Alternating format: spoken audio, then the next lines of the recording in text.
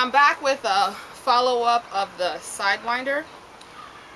I just wanted to share the difference between the experience I had with MG2 and MG3, and I think it has a lot to do with the different texture in their hair. I was constantly having to put the Sidewinder, particularly the really small ones, back in MG3's hair. They kept falling out. The one braid it kept falling out of was the one I did too small. I did it much smaller than pencil width, which is what the company recommends. And it kept coming out. Even the threading didn't hold well for her this time. She plays really hard. She plays on the floor a lot, and her head tie comes off at night.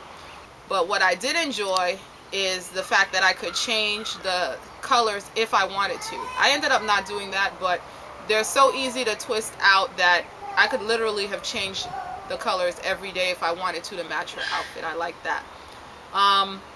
MG2, her hair held up really well. In fact, I could go another week with her.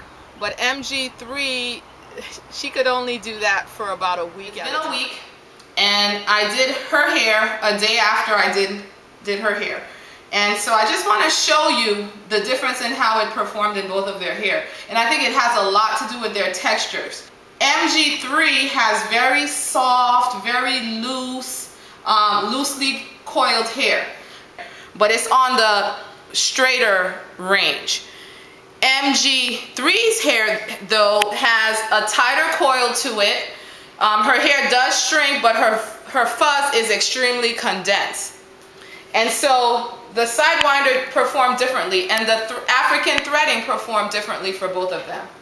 If you look at MG3's hair, it was really hard for me to do a nice style and be able to keep them pencil width.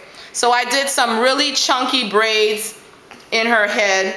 And, you know, I tried to wind the thread around, but her hair is very fuzzy, so a lot of the strands are always trying to slip out of the threading. But it held up decently, where I was able to keep the individual braids to pencil width. She's always touching her hair and playing with her hair, and also her hair is pretty long, so it was difficult to tie it up in a way that would keep the hair straight, and that's why you see that it bends here and there, because I would gather it up into a ponytail and then tuck it under her sleeve cap.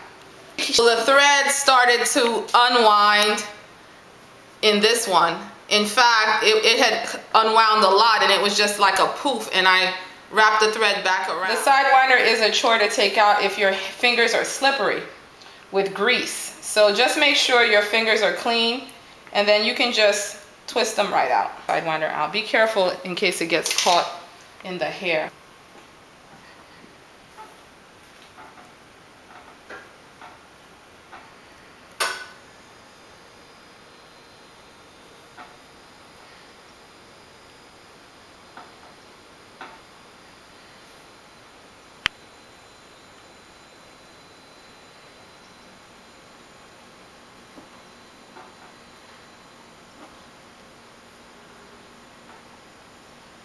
As I was moving the hair out, I noticed that a couple of strands got wrapped around this. So instead of continuing to unwind the hair, I just twisted it so that I didn't break any hair.